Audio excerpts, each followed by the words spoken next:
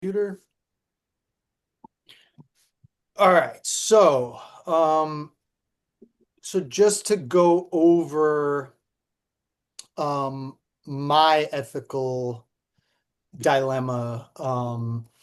So my practicum setting is in a nursing home, and something that I've observed a lot, even in just like the 2.5 months or whatever that I've been there, is we meet with residents regularly for these things called care plan meetings, where we talk about how things are going, and we talk about whether they have any complaints or things they want to raise as issues. And it frequently happens that a resident will raise an issue about a staff member sort of being like rude or being dismissive or kind of like, rolling their eyes when the resident asks them to do something. Um, and, you know, the kinds of things they're reporting are not like abuse or neglect. You know what I mean? They're not like major, like, holy cow, this needs to be responded to immediately, but they're more like sort of almost like customer service complaints. You know what I mean? Like somebody in the cafeteria serving dinner was rude to me or that sort of thing.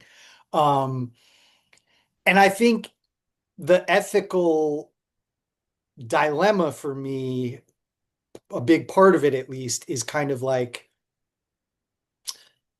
how do you balance the residents' needs, like their right to be treated politely and respectfully, against the fact that a lot of the staff members against whom these complaints are being made are sort of like the lowest paid and the most probably subject to burnout. Um, and the fact that they're often being asked to do a kind of work that like really isn't in their job description. Like it's one thing for a social worker to have to sit down with a client who's like angry or agitated or whatever and try to work through that with them. But when you're like a member of the dining staff and you're just trying to like serve someone their dinner, and suddenly you're involved in this interaction where there's like tension and all kinds of stuff,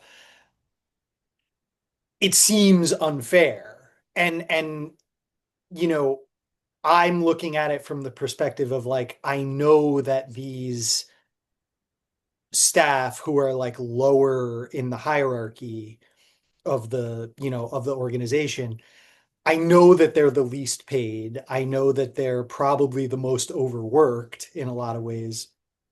And they don't have the same kind of scaffolding that other staff members do. Like they don't have supervision. They don't have like um, professional development and that sort of thing. And so, like, to me, on the ethical principles screen, the one that jumps out is social justice. Because I think there's kind of a social justice issue that isn't really being acknowledged, which is like these people on the lower end of the hierarchy who are paid the least, um, and who often are, from communities of color or other like minority communities. They're really being expected to do this kind of interpersonal work that they're not trained to do, that they're not supported in doing, and then people are complaining about them. And then really the only response they get from the organization is like, you need to be more patient, you need to have a better attitude. And that is true. Like at the end of the day, they do have to be more patient and they do have to have a better attitude, but like they're not getting increased compensation for being more patient. They're not getting increased institutional support. So like it seems to me like a social justice issue kind of in both directions. Like residents being treated rudely is a social justice issue, arguably, but like the staff being kind of institutionally neglected and being underpaid to me seems like more of a social justice issue.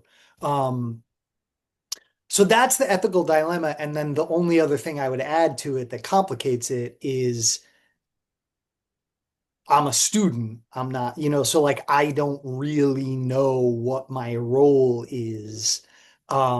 Like I think the ethical codes I mentioned that are potentially in contradiction, like um, Code 101 under responsibilities to clients says that while client needs are generally seen as primary, there might be situations in which responsibility to the larger society takes precedence.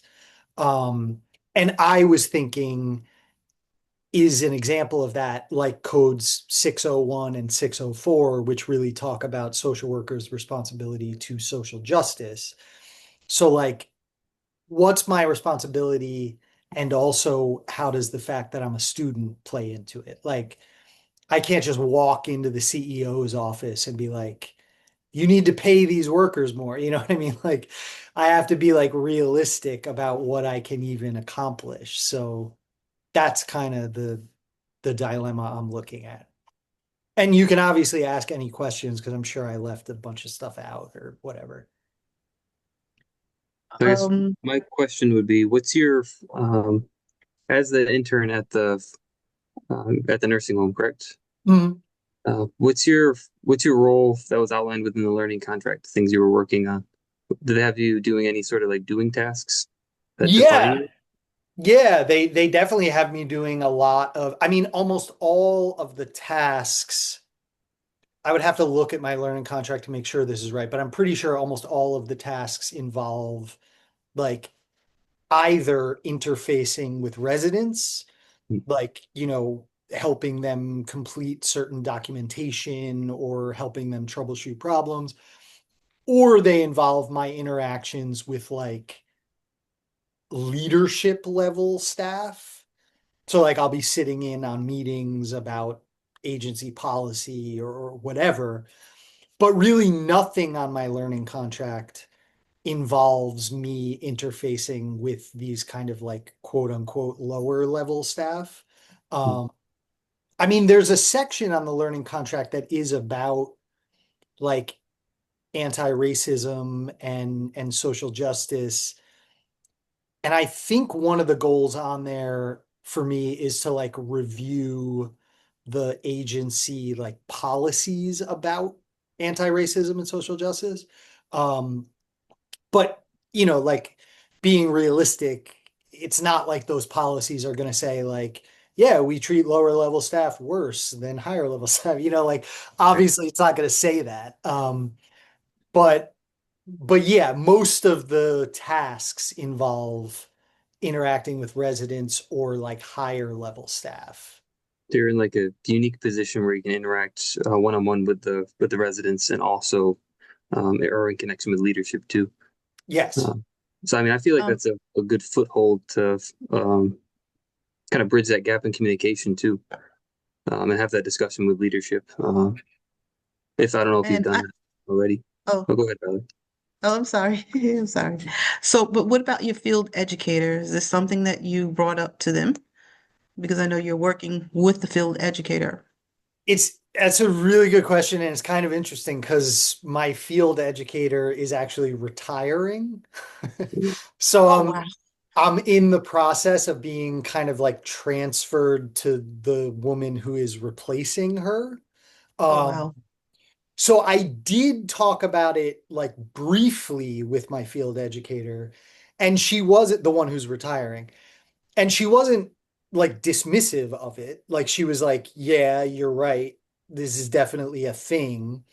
But she was also kind of like, look, I've worked in nursing homes for a long time and like it's just a thing. You know what I mean? Like you're not gonna change it type of thing. Like And it's like, like the culture. It's like a yeah, working home culture. Yeah. exactly. So Mm-hmm. I mean, she wasn't like, don't even try. Like she didn't like shut me down about it, but she was Mm-hmm. like, look, the reality is like nursing homes are just, they're not going to pay these people more. Like it's just very unlikely that that's going to happen. Um, and so, it's kind of like, yeah, it is what it is type of thing.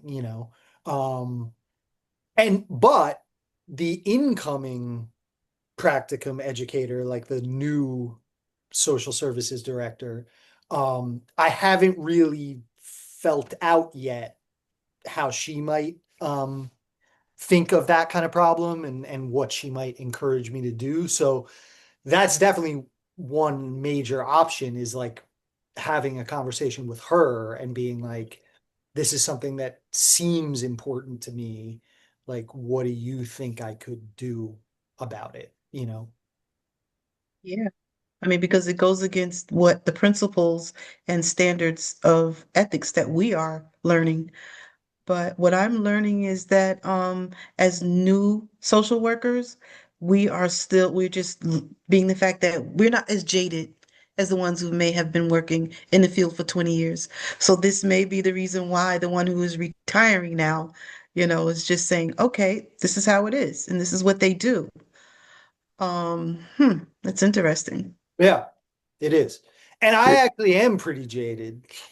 So because I worked in addiction treatment for a long time, and like Oh, there's some really dysfunctional stuff that goes on there. So like I actually am kind of jaded, but I'm like trying to come at it with a different perspective. And like what I'm really interested in is like, is there a way to support these staff better?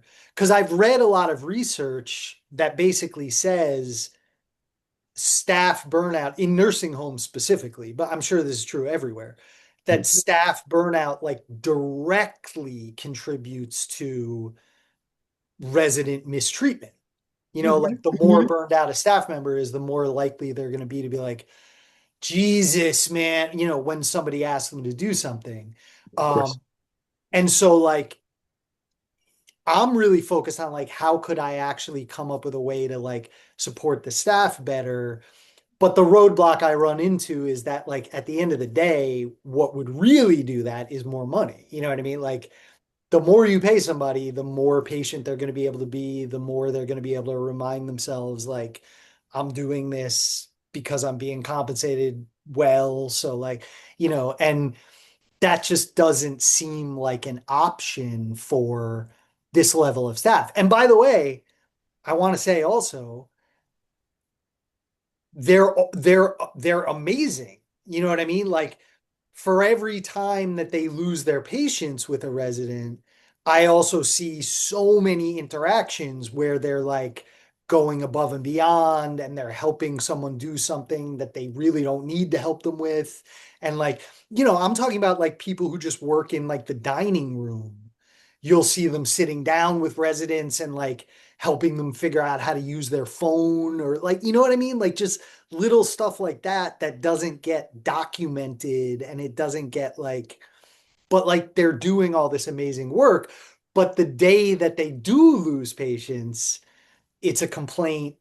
And now the leadership staff is like, what's up with this person? Are they a problem? And it's like, they're doing a lot, man. Like they're doing so much.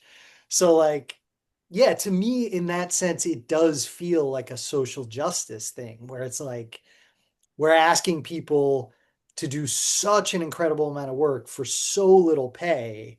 And then we're turning around and being like, you can't lose patience with people.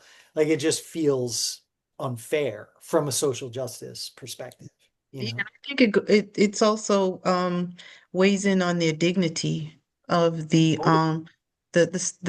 clients, like the residents, That too. because they should, there should be some equality and dignity for them also. Like Hmm. they deserve respect also. Absolutely. So it's like twofolds, I guess. The staff being burnt out, and as a result of it, these the residents are just being mistreated, Hmm. which, this is an interesting topic because this happens a lot, and it's been happening for a long time in nursing homes. Totally. Totally. Um, what about, are you able to Do they ever have staff meetings? That's That like you all you they do is have staff meetings. Oh, so are you able to sit in on the staff meetings just Mhm. to kind of get a feel? Yeah, you did say that. Yeah, So what did you like, what was your perception, from the staff meetings? Like, what are the staff complaining about? that's a good question. I mean, it's well, just to be more specific, I've never sat in on staff meetings for these like lower level staff that I'm talking about. Right, that's what I was questioning. Because I don't Yeah, even know right. if they have them. They might, but I don't know if they do or not. But Mm-hmm. that's a really good idea, actually. Mhm. If I could ask that, and if it turns out that they do have meetings, that would be really interesting for me to be able to sit in on. Um, but I Say do if, sit in on, sorry, go ahead. I was to say if they do have those meetings, it would be I feel it would be important for you to sit in if you hold this ethical dilemma with a lot of value. In that, in my experience with meetings as a case manager, there's a similar reflection I can relate to this. In health home care management, we don't get paid all that much. It's a very high, um, I guess, expectation for what we do. It's more considered like the model that the agency I work for goes off of is more of like an intensive case management model. We spend most of our time out in the community, but it Mhm. doesn't mean we can bill at a higher rate just because we're doing more work, Right. high burnout, so on. And salary isn't really an option. You're not going to get any more money. Um, the biggest thing for us is those staff meetings, the interaction with leadership, strong team meetings, a strong team in general to support Mm. one another.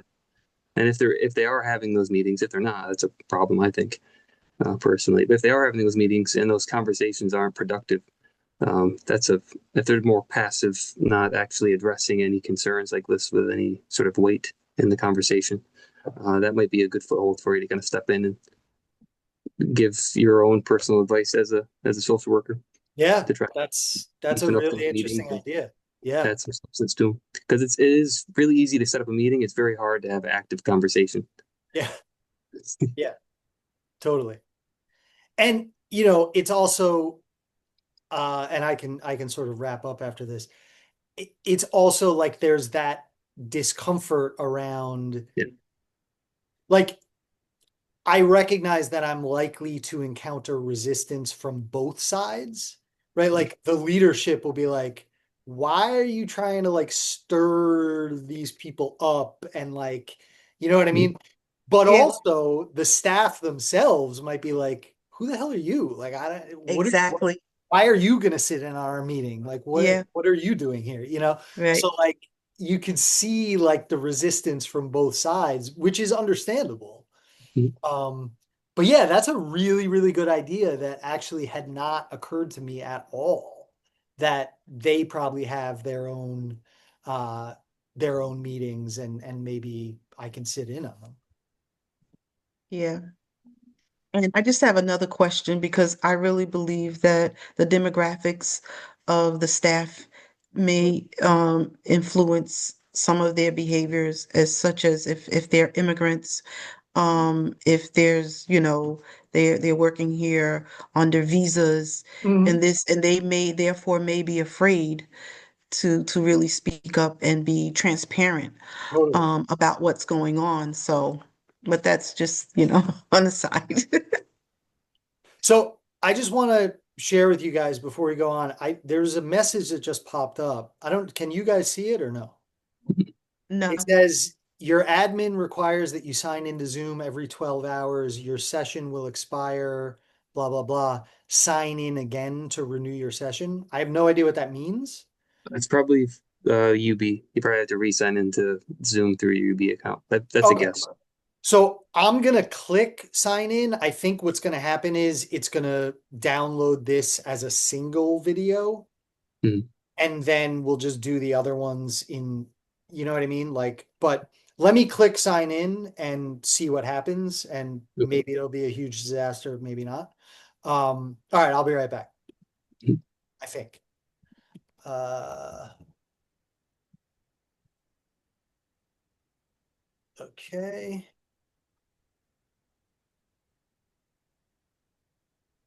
All right, maybe maybe it didn't even interrupt it. I think it's okay. It hasn't yet. Okay, cool. So yeah, thank you guys. And whichever one of you wants to go next. I I'll hope go that was next. helpful. Yeah, it was very Yeah, helpful. I hope it was. I mean, some of it may be outside of your scope of practice, which Mm. we hinted on, but it won't hurt Yeah, just to no, see, you know, it was got to do definitely something. So my dilemma, what I'm here for, is well, first of all, it's based on a truthful situation involving a younger cousin of mine who I don't know. I don't want to say because of poor choices, but she does live off of like SNAP benefits and she's on social services. She just has a history of mental health issues. She's a ACE child. She's Mm, a child of childhood trauma where her mother has her mother has like some form of psychosis, and she used to leave her alone in a park or in a library, and she was in foster care. So mm, now she is 30 in her 30s, and she has three children. So our family is enmeshed where we kind of like watch out, especially like the older women in the families is something we do where we say, come over, let's talk and let's see what's going on and just to find out if anyone needs any help. So what my dilemma is that the housing the project where she lives, they've had a mice infestation, and this is going on 2 years. mm, She has a 3-year-old daughter who was born with a hole in her heart. She had a surgery for that.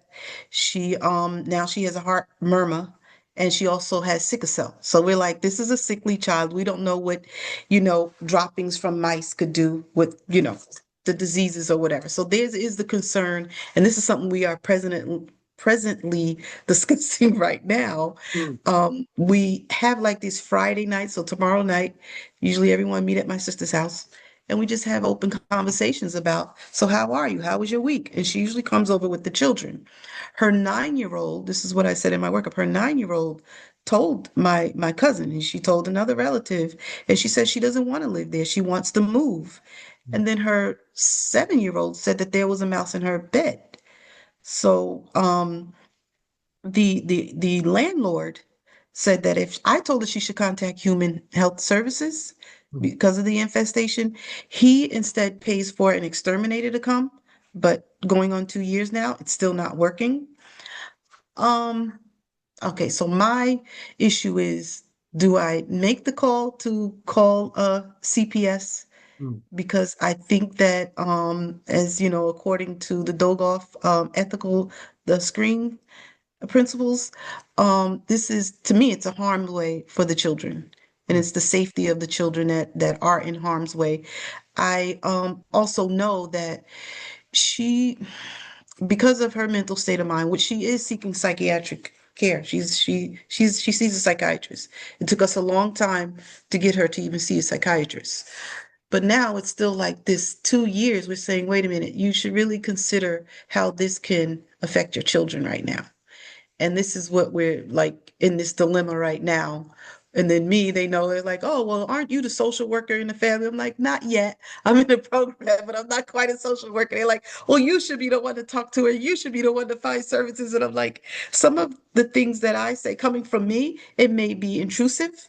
Mm. And that's also a gray area. So I'm trying not to go there. And then I know giving her mental state of mind, if if you have working class family members, and she's not, she may look at us like, you're just judging me, which that's what she said to us in the past. She's like, you're judging me. I'm doing the best I can, just like cut me some slack or whatever. But now to me, I think because it's going on 2 years and she herself has complained about the mice, um, I'm just on the fence if I should call CPS, which I do not want to do that because, she's a mother, she still cares and love her children. But yeah, that's part of it. Wow. Yeah, It's a lot. that's a doozy. I didn't know if I should use like a real story. I'm like, wait, I have a real situation that I'm actually in a dilemma right now. It's a real dilemma. Yeah.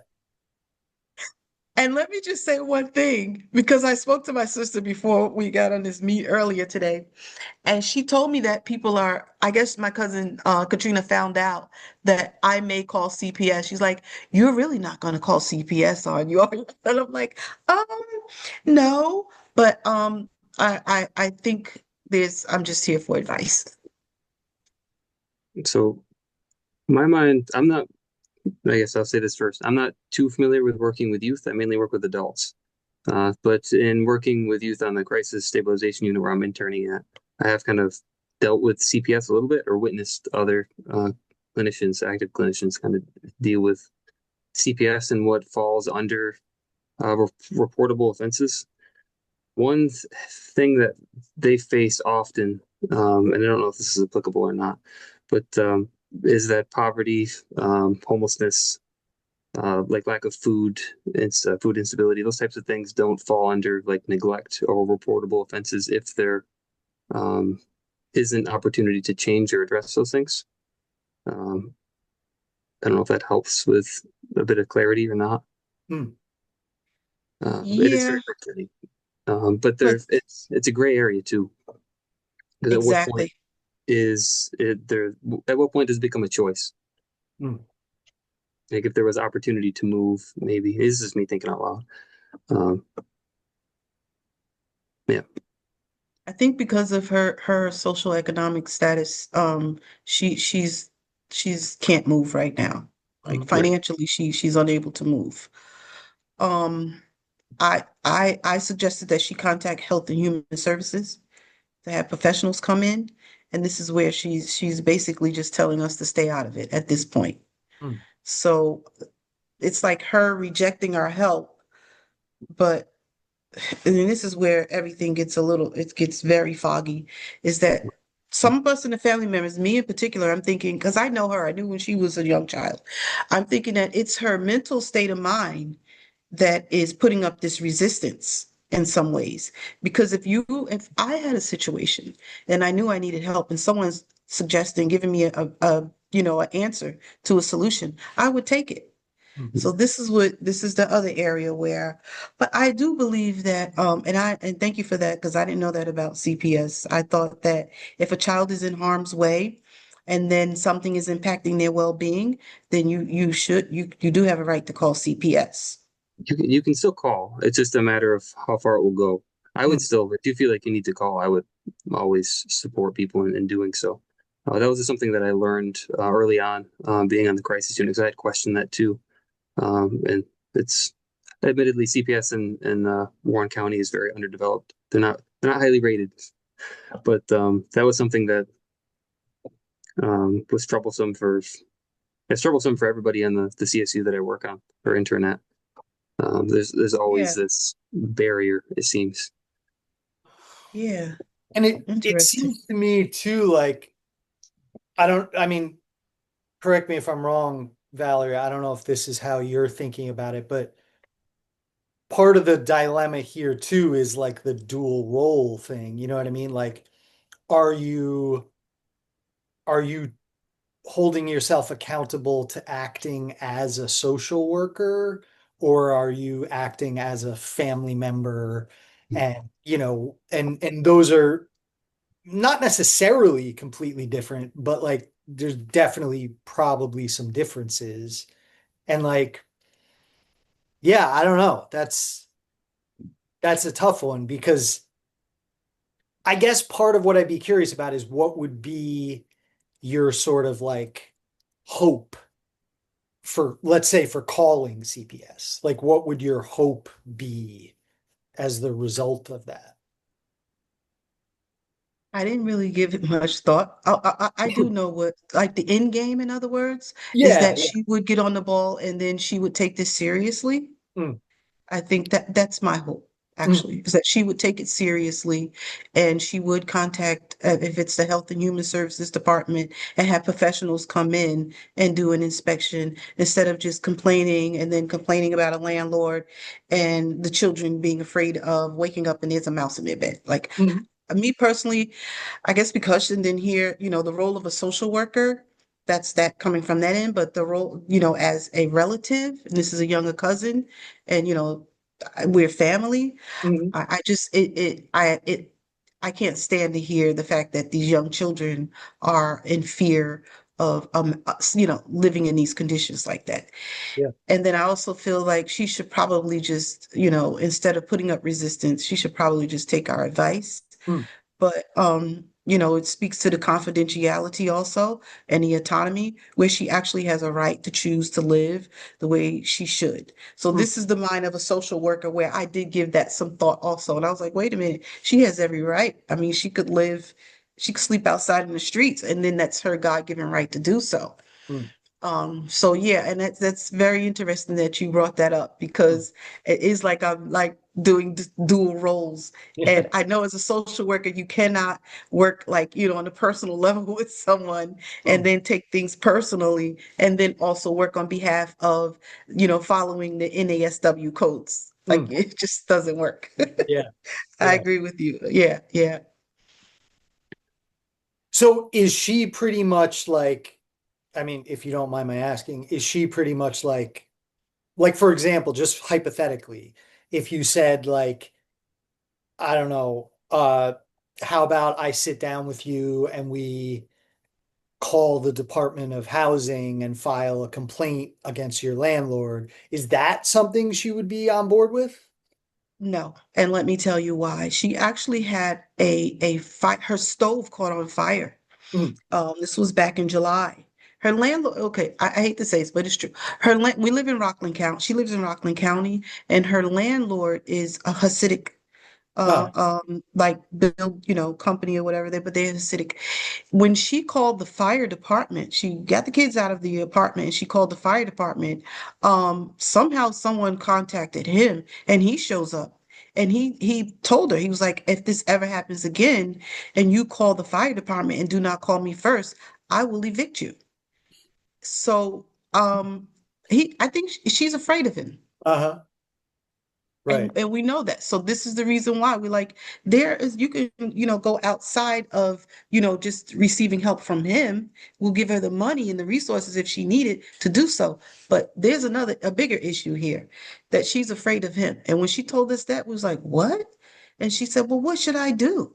I mean, he threatened to evict me because I called the fire department. She said the stove was in flames. I had to think of the safety of my children.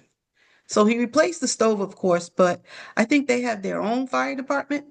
It's Mm. something really strange. That was strange, though. And it's a true story. I mean, I couldn't believe it when she told us that. I mean, not just strange, I think that's like straight up illegal for him to have even said that. I mean, Yeah, that's like gotta be illegal, I would think. I yeah. know that it's public housing, so I don't know if he has the rights to do that. But I doubt it. No, there's a list it's of still tenant New rights that York. most people don't or aren't aware of. What's that? So there's a list of tenant rights that most individuals aren't well versed in, by myself included. I know they exist, but yeah, there's nothing stopping her from calling in the fire department, and there's no way that he can legally evict her on those grounds. You'd have to come up with some other reason. Um, Hmm. So Right now. it's not Hmm? necessarily just that. I mean, correct me if I'm wrong, but like based on what you just shared, it's not necessarily just that she sort of isn't taking the mouse problem seriously. It's also that she's actually like afraid to do something about it. Mhm. Mhm. Yeah. Which we feel, I personally, I talked to her and I told her that it's illegal. He can't do it. My husband and I are landlords. We like we know the rights, and we told her I was like, you no, he can't do that. Mhm. But I don't know. There's like so many issues. Seriously, is that we don't know if she's not taking it seriously because of her mental Mhm. issues. She's not taking medication, but she is seeing a therapist. You Mhm. know, she talks to a therapist, which thank God she does. But we don't know what she's telling the therapist. You know, that's confidential. Mhm. But to me, I think this is something that's just beyond being afraid of a landlord. Mhm. I think that it could potentially, I don't know. I've never lived with mice and an infestation. I did some Google searching and I don't know, I showed it to her and I was like, this is what they could be inhaling droppings and this could be more serious than you think it is. And Mm, she kind of just shrugged it off and she's like, well, I'm just doing my best. mm, So, I really don't know at this point. I know I spoke with my sister. We're supposed to have a family meeting actually tomorrow. So tomorrow's the Friday night cousins. But at the Friday night cousins, there's the drinking and there's eating food. And, it's mm. like it's a Friday night's card game. It's where you hang out. So if there's the drinking involved and kids running around, um, how much can you discuss and Right, get done? It's setting it's right. crazy. I mean, Yeah. just out of curiosity, does she have any other services that you know in place aside from the a nurse practitioner, psychiatrist doing med management, potentially, and a therapist? She has a social worker. Does she? So through the department, yes, through the where the SS, the Department of Health, like not the Department of Health, but where she goes to receive her benefits at the social services department, there's a social worker there. Mm, And she told us this. So I said, so we also suggested, so then tell your social worker. mm, Your social worker is there to help you. mm, I think she's ashamed to tell the social worker. And more importantly, she has a 3-year-old who's in a Head Start program and they monitor everything. mm, They'll if they see a scratch on her, they question it. So she has a lot, I get it. She has a lot that she's dealing with. And she also has a child who was just diagnosed, her 7-year-old was just diagnosed with ADD. mm, So she does have a lot going on right now, all at the same time. I don't know. I feel like this is something that's taking precedence over some of the other issues, but I'm like, I think that if you have like this safe home, then your kids will probably be happier.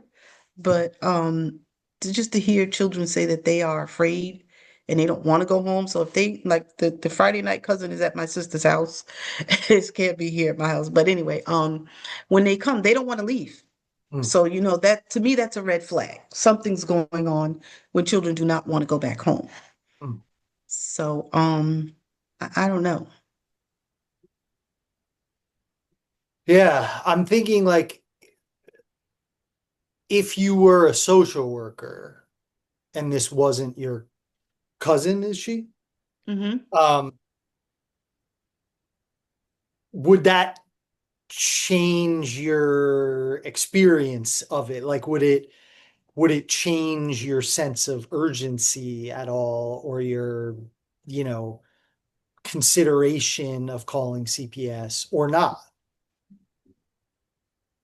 Well, if I was her social worker and she came to me, I would do everything in my power to make sure that she is handling the situation and that she's definitely taking it seriously.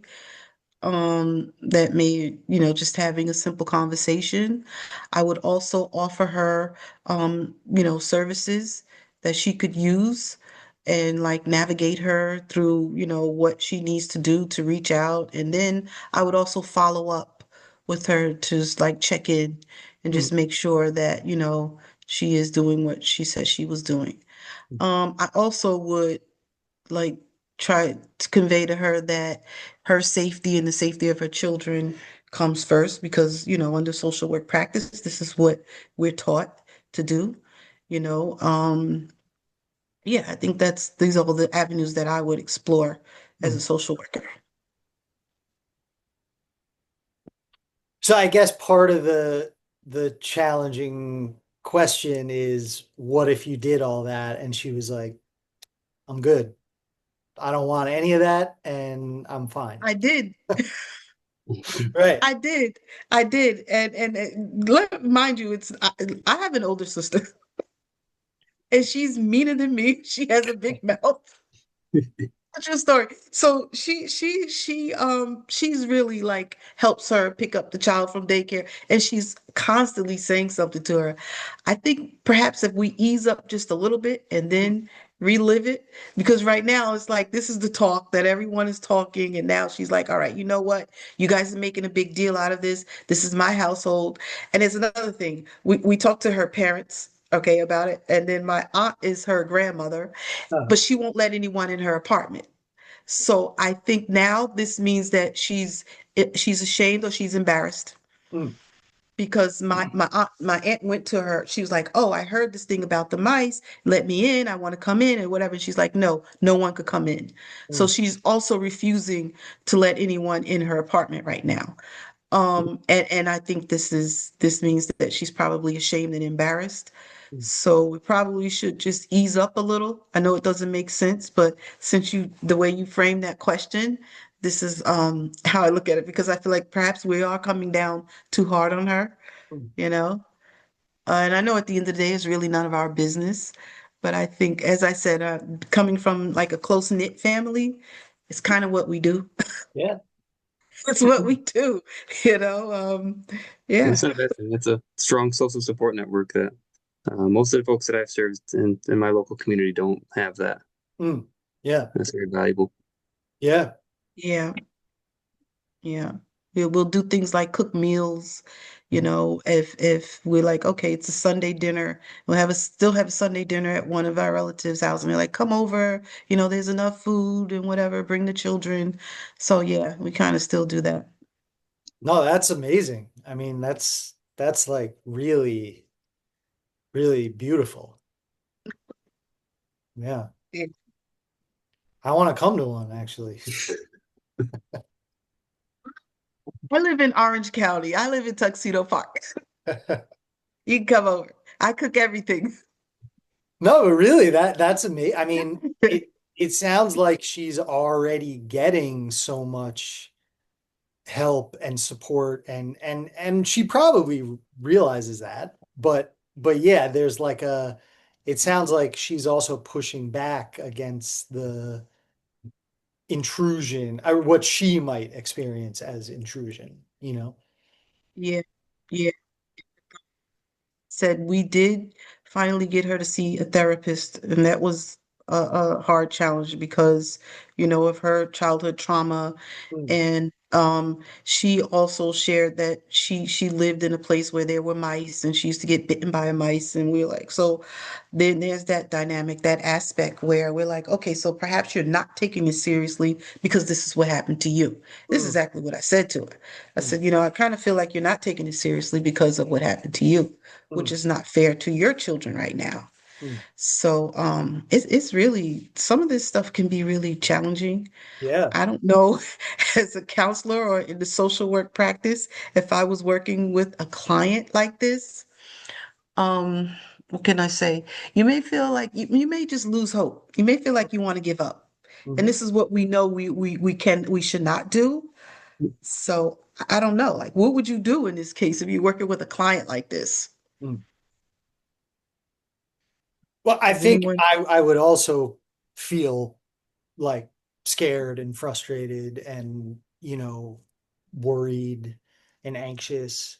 Um, I think just me personally, I I tend to like err on the side of supporting people's autonomy, even if what they're doing is like totally irrational and like self-destructive. I mean, I think the line for that, like Mark said earlier, if there was if there was a more concrete sort of something she is doing is actively harming the children as opposed to something about her circumstances that she can't really change. If there was more of that, then I might feel like, oh no, I might have to actually intervene more strongly.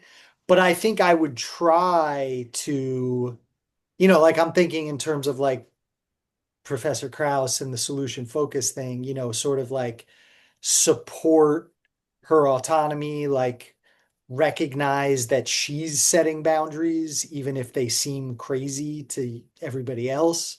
But like, you can't come in my apartment. Like, that's a boundary, right? Like, even if it's a boundary that from the outside is like, why are you making everything harder? But to her, maybe it means something really important, you know? So Right. that's the mindset I would try to have. But I'm not saying I wouldn't also be frustrated and anxious and like, why won't you let me help you more? Right. You know, It's I interesting that you said that.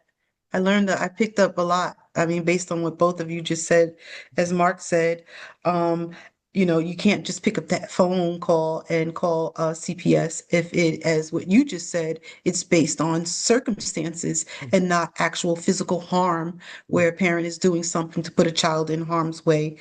And then also, she does have her right to autonomy, and she's setting up boundaries by saying, "Yep, no one could come into my apartment right now. You guys are talking about this, and I know," and which means that she knows that this is the reason why everyone wants to come in. They want to see how bad it is. They want to see if the kids are sleeping on the blow-up beds or whatever. As she said, she threw out the furniture. These are some things she shared with us.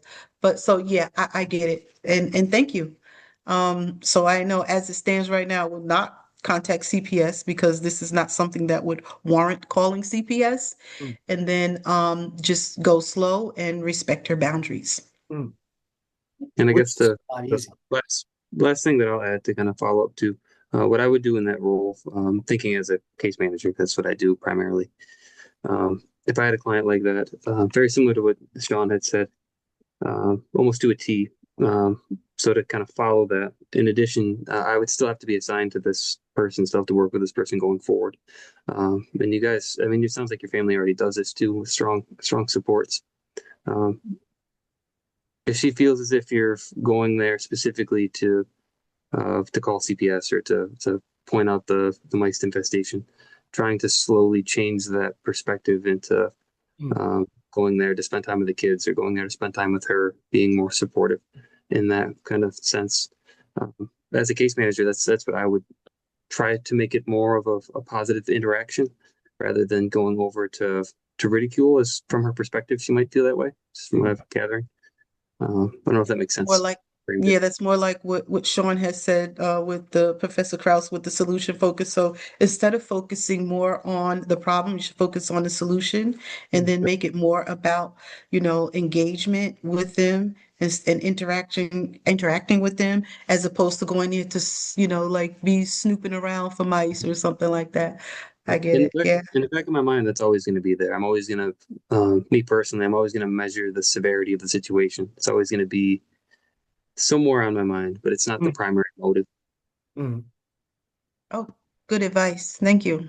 Mhm. That's very good. I never thought about it that way, but it actually makes sense. And it would be something, a good tool to use or a method to use in social work practice.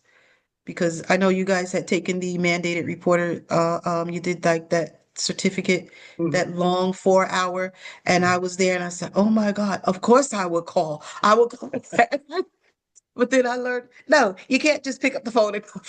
Right. I don't know. I was a parent, and at one point I was a single parent when I was separated, whatever. And I was like, but I was a hover mom. Not everyone is a hover mom. Like my kids went across the street. I'm like, what are you doing? Where are you going? But that's me. I may be crazy. I may be the crazy one.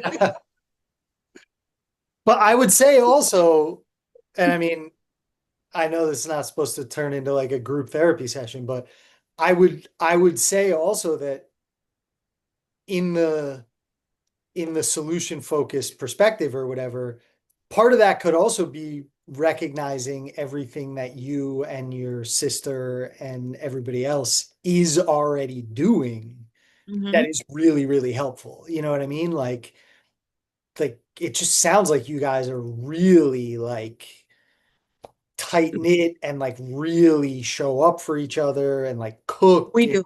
like that's all amazing. So, Yeah. even Yeah. just I recognizing mean, that, it's like, yeah. She was in a jam last month. My sister took her 3-year-old to see her cardiologist, her pediatric cardiologist. So we do things like that. We pick up from Head Start, yeah. so because she doesn't have a car. Mhm. But yeah, yeah.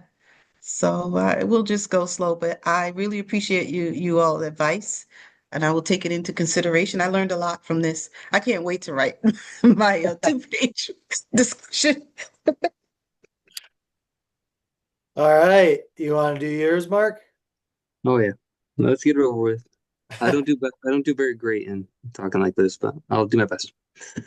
So my ethical dilemma primarily stems from a trend that I noticed on the crisis stabilization unit that I work or intern at the Glens Falls Hospital. Um, I guess the intention behind bringing this up is just to kind of hear some alternative perspectives from you both regarding how you guys might ethically navigate this issue. So the overall issue is the recurrence of displaced youth on the crisis stabilization unit, and what the CSU is, I'll refer to it as. What that is kind of give you a reference. Are either of you familiar with a crisis unit at the hospital? No, not really. Interesting. No.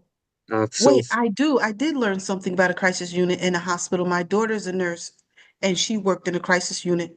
Hmm. And she shared some really scary stories about young girls who were sold into prostitution and mhm. things like that. And they ended up and they were minors. They Hmm. were like 16, they were under 18 years old, and they Yep. ended up in a crisis. Yeah. Uh-huh. Those So I those are did. the types of youth that I'm going to get at too. Those are the ones that end up displaced on the units oftentimes. Um, Not just them, but that is a large percentage as well. Right. There's a lot of the prostitution stuff that goes on with youth that results in them being stuck on the CSU. Um, so again, the crisis unit is where folks go if they present at an emergency room with a psychiatric crisis. Maybe they got a pickup order issued on them. Um, they end up in a holding in the crisis unit where they would get a behavioral health crisis evaluation. Um, that's done by a crisis clinician who is a LCSW. Usually, we do have an RN in a clinician role as well, which is pretty interesting. He does a really good job. But he was an RN on the crisis unit too, so it makes sense. Nonetheless, um, the crisis clinician will do the eval, then they do a clinical presentation with the psychiatrist, and the psychiatrist comes up with disposition, which is the determination to either admit this person or individual to like a long-term psychiatric inpatient stay or discharge them, and then come up with a safe discharge plan. So with some of the youth that I've noticed, using one of the case studies that I brought up here, this is a real client that I had encountered that was on the crisis unit for about 2 weeks, maybe more. Mind you, Mm-hmm. a stay on the CSU is typically 2 to 3 days. It shouldn't be, um, 2 to 3 weeks. There is no therapeutic environment there. It's really just a hallway with rooms that have a bed and a TV. It's just a temporary placement. Uh, so there was a 16-year-old girl that presented at the ED. She eloped from her home consistently, risking and engaging in risky behaviors. She was selling herself for money, um, experimenting with different types of drugs. Um, Ended up getting a pickup order from the Office of Community Services. They kind of oversee a lot of the mental hygiene laws in different counties. So there's a person in a high position that can issue a pickup order from a community program issued a pickup order on this 16-year-old girl. And then she presented at the CSU under those circumstances. Um, when she presented, throughout the time that she was there, she presented really well. She was actually not taking care of, but she was looking after a lot of the younger youth that were there. She was very helpful, very clear. Didn't seem to be under the influence of any drugs. We ended up having to do a bed search for her, which is searching for um, inpatient psychiatric placement elsewhere. At the hospital that I work at, there's not inpatient psychiatric program there on site. It's only for adults. So any youth placement for long-term admission has to get sent to like Saratoga at Four Winds or there's a list of different hospitals, but it can't be at the community hospital. There's no place for them there aside from the CSU. So she was denied from every hospital that we fed searched for, and the mother refused to pick her up. That's the dilemma is, I think I wrote down, I worded it well in my notebook here. In my role, I'm just an intern. So similar to you, Sean, there's not much control that I have in how I guess the situation is navigated. Mhm. I don't call the shots. I don't make any big stakeholding decisions. I just witness it. So the dilemma for me is witnessing a situation where every option available to the crisis stabilization unit staff appears to be ethically imperfect. If the youth stays at the CSU for 2, 3 weeks in a setting that's not therapeutic, that's not helpful. Getting a release back home, just to leave the home within 24 to 48 hours and continue to sell herself or engage with drugs, that's not good. Sending her to a inpatient admission somewhere when she's not meeting criteria, if they did accept her, that could potentially end up with her getting blacklisted from a future placement. So if you have too many admissions as a youth or even as an adult, there's only so many hospitals you can go to. So if you have a certain amount of admissions within a year, they'll deny you just when they see the name. It's an unfortunate reality. People don't think of that, but that does happen. So every decision, it seems, has its flaws, but there's still you still have to come up with a decision. The team does. So being in that position, witnessing that is the dilemma itself. I feel. I don't know if that's making sense. As of right now, they have yet to come up with a decision. No. So what had happened with this girl? She was released, but the problem with the hospital, it's a crisis stabilization unit. So the role of it is just the clients present themselves, or not present themselves, somebody presents, a patient presents through the emergency room. They present with a problem, whatever the crisis is. The CSU is meant to resolve the immediate crisis, the immediate danger in like a sterile environment, hospital environment. Once that's resolved, they're discharged. There's no long-term follow-up. There's no conclusive answers. That's really up to the community providers to provide that service. Mhm. So I guess So go ahead. I'm sorry. So what your dilemma is the fact that the CSCU, the Stabilization Unit, does not prepare a follow-up, or is that they just release them and just like they let them go and they just don't even care what happens thereafter? The dilemma itself is just, I guess I should come up with a more clear dilemma. I guess the dilemma itself for me was witnessing a recurring situation where it seems like every option is unethical. Mhm. Every decision that could be made doesn't seem like the correct one. They all have their ethical flaws. Could There's it no be that they're ordinance. just following some protocol? Because there's like the bureaucracy, and then Mhm. there are what I always considered moral judgment that we all should use, but because of the necessary paperwork, sometimes the moral judgment it kind of goes on the back burner. So I don't know if that speaks to what you're saying or It does. I'm oh, okay. I'm curious, did the reason she couldn't be successfully transferred to an inpatient psych setting was because she didn't meet She criteria? did. She didn't Criteria, meet the criteria because while she criteria. was on the CSU, she didn't present as a danger to herself or others. Oh, gotcha. She was very clear-minded. She was a pleasure to have, really. But as soon as she's home and externally, as soon as she's in the community, back with her mother, the concern is there was recurring behavior of her selling herself, engaging with a list of risky behaviors that, problematic. That's what, yeah, go ahead. Sorry, I'm just asking so many questions, but it's very interesting. So Yes. when you said the mom refused to pick her up, Yep. the mom didn't refuse. I guess the mom can't refuse to let her come back home, right? Because Uh, she's 16. correct. So the um, So how did she get back home? Or did she get back home? Yeah. so she was released at home. The mother did eventually pick her up, but it was a fight for 2 weeks. CPS was involved, but they can only do so much as well. Again, CPS in Warren County is very underdeveloped, so they don't do as much as they should, in my opinion. Nonetheless, they were able to get the mother to pick her up finally. I think there was if I remember correctly, there was somebody had passed in her family, and that's the only reason why the mom actually came and picked her up from the crisis unit. Hmm. Wow. Well, they were going to And go with and services, I believe. and CPS was involved on the pretext that it is neglect to refuse to house your 16-year-old child. Um, kind of, yes and no. So CPS immediately has to get called when a successful discharge plan isn't developed within a certain period of time.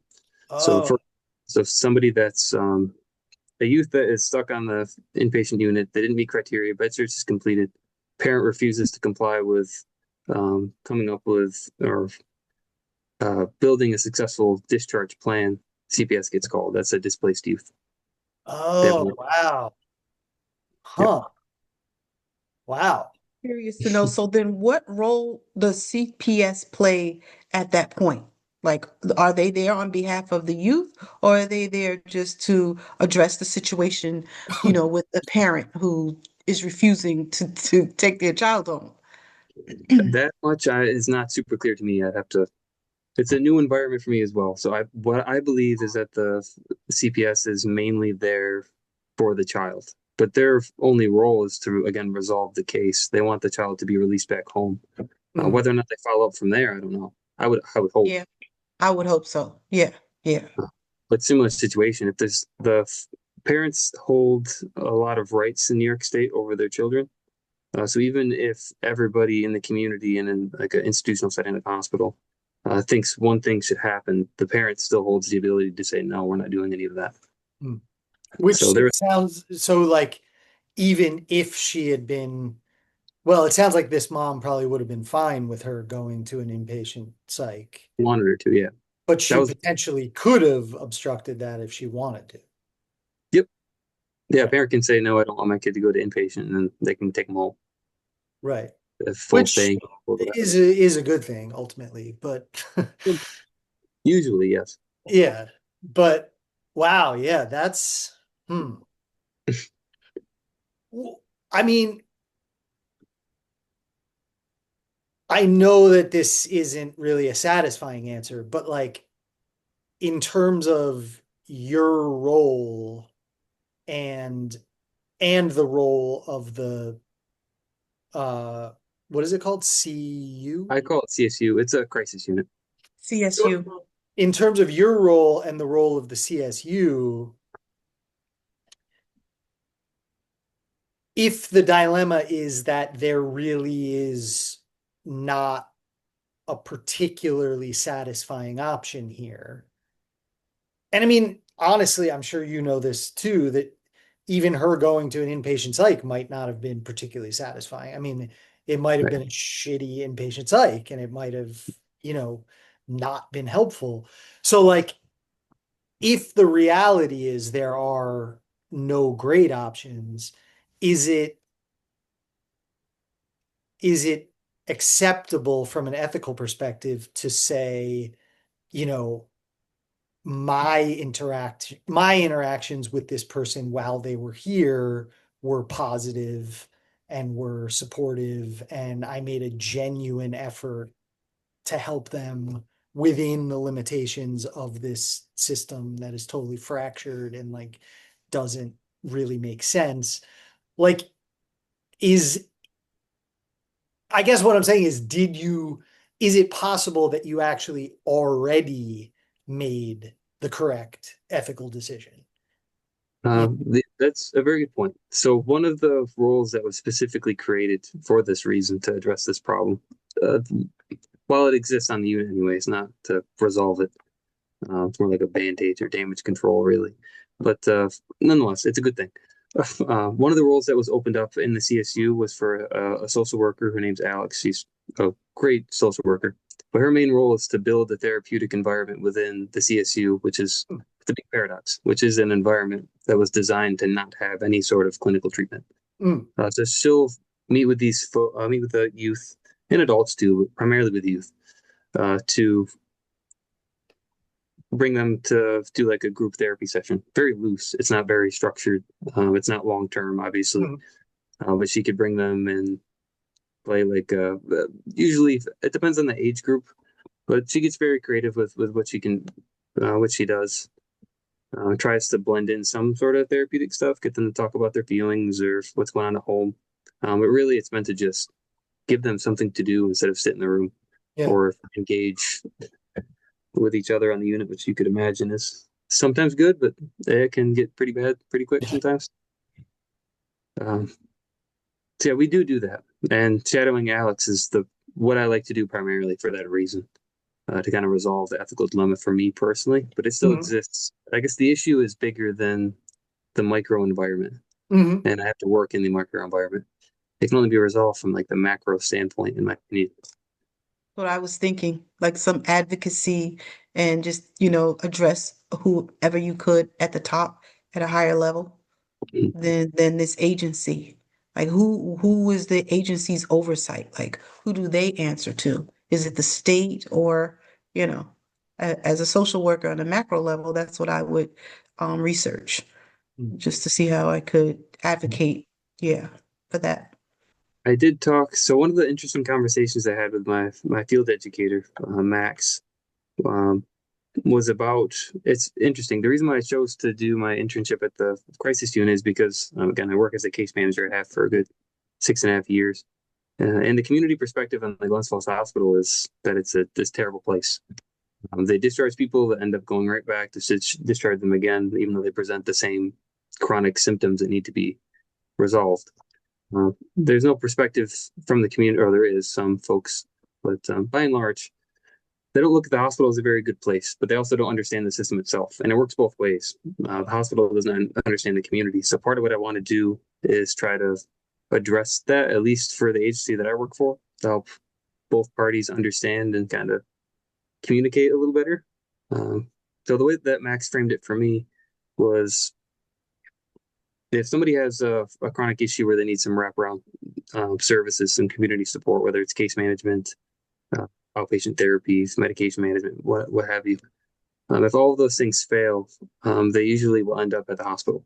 So they start at the top and then hit every branch on the bottom, end up in some sort of severe crisis, suicidality, something bad.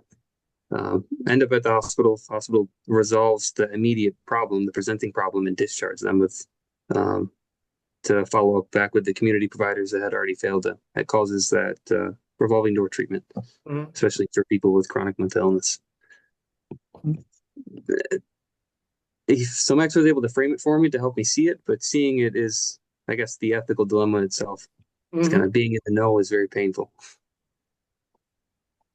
It's like um that movie have you ever seen that movie Chinatown?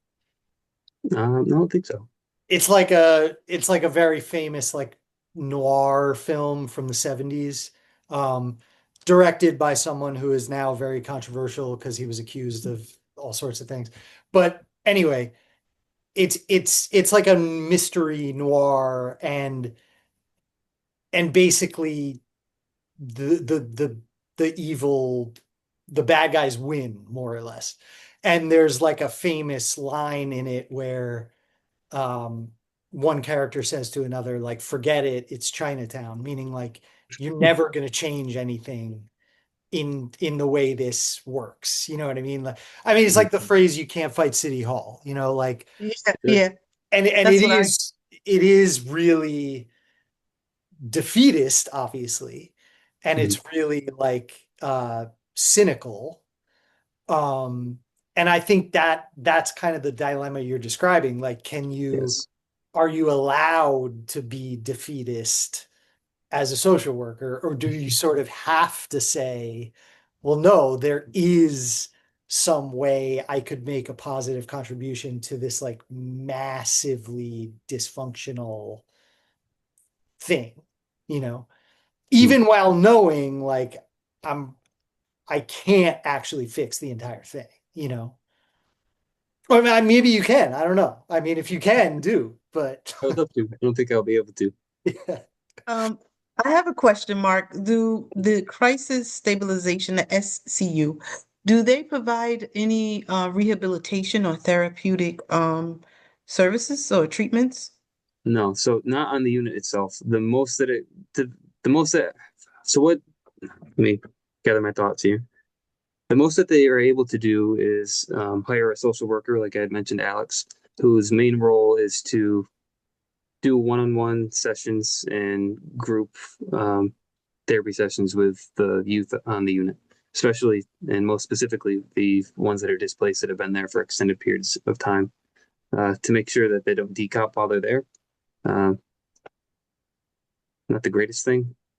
The actual treatment is received once somebody either ends up getting discharged to follow up with community services where they can get the outpatient therapy, or they get disposition from the psychiatrist to be admitted into a long-term inpatient psychiatric facility.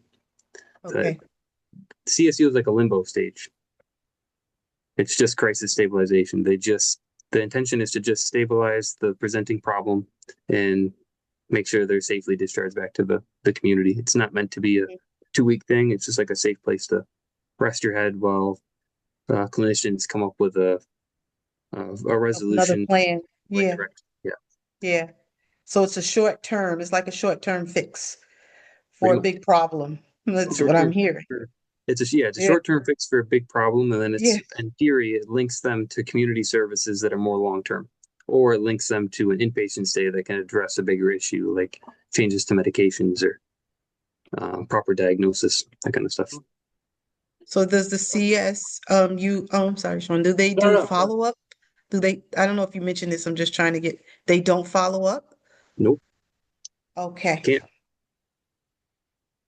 The follow up comes when they when they represent the crisis unit. Hmm. Yeah, Hmm. because another crisis inevitably happens. It's that cycle. Right. Mhm. So There's a yeah, lot of it's kind of like it sort of sounds like part of the dilemma is you're recognizing, I mean, correct me if I'm wrong.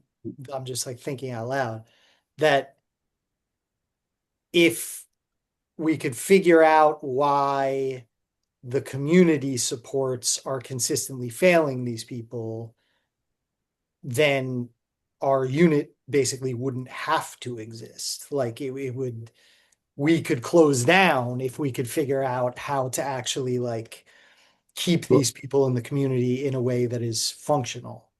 you're definitely correct. It wouldn't close down. It would just be able to operate the way it was intended to. Yeah, right. It would, right, right. It would be doing what it's actually meant for. Yep.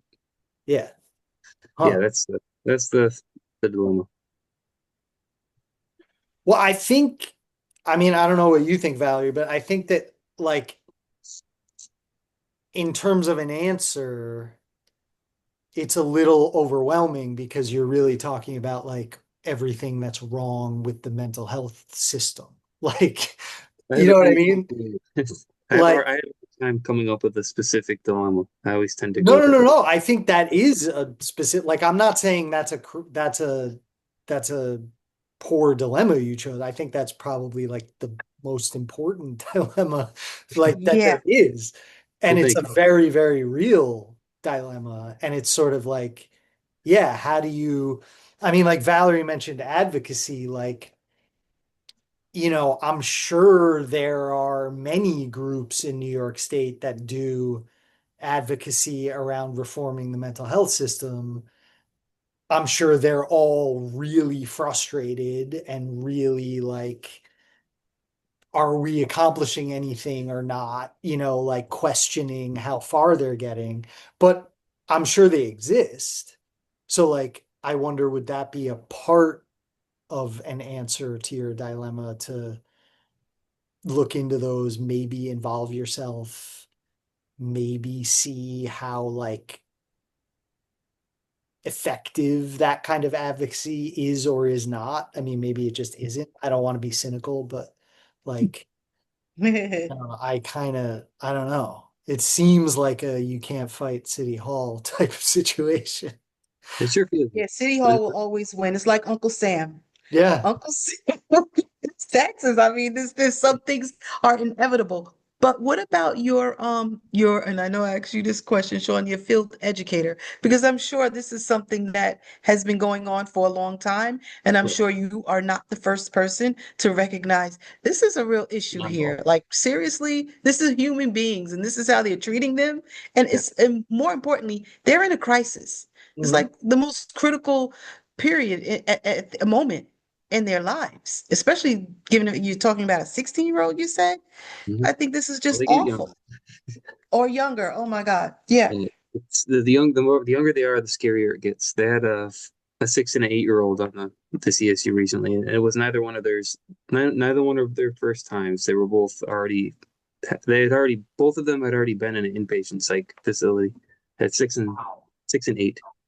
Oh Wow. my God. Which is insane. That's Yeah. Wow. But regarding the field educator, Max is great. I'm very thankful. Max is half the reason why I wanted to intern at the CSU. I had some light connection with him previously, just working as a case manager. Um, so I have presented these things to him. It's kind of difficult to reframe how he words things. He's a very intelligent man, but it's interesting. He tends to frame things in a way that it makes sense, but again, it's bigger than him even. Mhm. I mean, he could manage the program and have his wishes, but there's only so much that he can do. So he does what he makes sure the program is kind of navigating in the best way that it can, but it's held back by many different systematic pressures that prevent a lot of change. Mhm. Yeah. Also, there's what I've been trying to get him to understand is the disconnect with the community providers. Because he has worked there for almost 10 years, probably just as long as I've been working in the community. Mhm. And again, they have that same perspective of the community needs to do more. The community's failing. Why isn't the community directors, why aren't they addressing their failing residential programs to get the wait lists to be quicker? Or why is case management not communicating with our case managers for proper discharge planning and yada yada? Hmm. Yep. But I Does can it sounds, go oh, ahead. I'm sorry. It sounds like that it's could be an issue with funding, A Mm. lot of it's which, funding for community. Yeah. Yep. mm, And I think, uh, yeah, to Valerie's point about funding, I think this kind of touches in some ways on one of the things in my dilemma, which is sort of like the people who are invested in doing this kind of work in a really thoughtful, sort of values driven way should be getting compensated well for it, but that's part of the systemic problem, right? Is first of all, nobody wants to invest in mental health in general, like right. at the state or the federal level. But Mhm. also, even on top of that, there's the stigma you're describing. That's like, why would we pay a case manager a lot of money? Nothing ever changes. They just keep Yeah. cycling in and out of psych Right, right. wards. Like, and it's like, well, but that's partially because the case managers like hands are tied and they're burnt out. They don't make enough money. Their options for what they can do for a client are super restricted by the system. Like, this is the kind of thing where it just feels like, shit, man. Like, how, you know what I mean? How can we really make significant progress? Like, it's overwhelming. It's very overwhelming. Yeah, But the one, I guess, interesting point, I don't know how much time we have left, but we're one almost done. interesting point I'll bring up too, with the mental health system in general. But I think the first semester I had with this program through UB, I think it was the social welfare class that I took. I was studying the uh, history of the mental hygiene reform era. And there Mhm. was 4 major reform periods for the mental health system in the United States. And it's interesting because there's a trend between each one of them. They all failed in the same way. They all kind of came about the same way. There was a failure to really address people with living with a severe and persistent mental illness. Mhm. Treatments were inadequate. There were a lot of abuse. Mhm. Uh, it's all the same Mhm. stuff. And Mhm. that starts from like the formation of the United States all the way to current times. The Yep. problem never Mhm. changed. Right. Right. It's scary Wow. when you really think about it. It really is. Yeah. Yeah, where I'm doing counseling right now, it is with individuals with disabilities Mm. and it's a BOCES program, but they also have a school, an elementary school, Mm. where these children have mental disturbances and emotional disturbances. And it is scary to see a 9-year-old. Well, actually, we counseled with, I think he was 7 years old, and he said he want to eat people. and he was very graphic about eating bones. Once he eats the skin and the meat, he wants to eat their bones. Mhm. And for a half hour, this is all he talked about. So I'm Mm. like, this kid is 7 years old. But my counselor that I'm working under, my field educator, said he's probably just saying that for attention. I'm Mm. like, is he? No, this Yeah. is you don't know how far this could go, but he's 7 years old. And he's seriously saying, I hate people. In fact, I want to eat people. And Mm. I was saying, oh my God, you know, am I entering into the right field? Well, and that's the thing too, is like, how do we know that our institutional responses to that don't actually make a problem like that worse? You know what I mean? It's Yeah. like, you know, like, I mean, okay, put him on antipsychotic medication at the age of 8 or something, like, Bad idea. is that actually any real kind of help? Or like, it's just, yeah, it seems like so overwhelming, all the different angles to the problem. Mm-hmm. Mm-hmm. Yeah, I Mm-hmm. guess on a positive note, it has gotten a lot better. So each reform period did show a lot of improvement, but Mm, we use evidence-based practices now. There's a whole list of psychiatric meds that didn't exist before, so we don't do right, lobotomies. right. Mm-hmm. Mm-hmm. But it's interesting that the problem itself was always the same. Every reform period, it was the same core issue. Yeah, yeah. Like, is this actually helping or not? Yeah. Mhm. I think there is some progress because you don't hear of the awful harsh treatments in psychiatric wards as we used to historically. They had Rockland Psych, they had Letchworth, they had a lot of Yep. places where they did a lot of awful things to people, Mm. that what is that with the brain, like the shock treatment and things Wow. like that, which they no longer do that. So I think it's a slow progress, as you said, but I think there is some progress. Yeah. Yeah. Yeah, all the state psychiatric facilities were closed. The only ones that exist now are if there's like somebody gets 730, you can get court ordered for a long-term inpatient treatment, and those facilities exist. And I'm sure that they're not great. It's like the Capital District Psychiatric Center in Albany, CDPC, that Right. exists. And you can go in there, and there's no set time for you to get out. And it's not a pretty place, but it's not anything like the state psychiatric facilities were. Yeah. Yeah, yeah. All right. Well, I think we're at time. Thank you, Yeah. guys. Yeah, thank Oh, you. thank you. I'm I think gonna we I'm gonna hit stop recording. okay.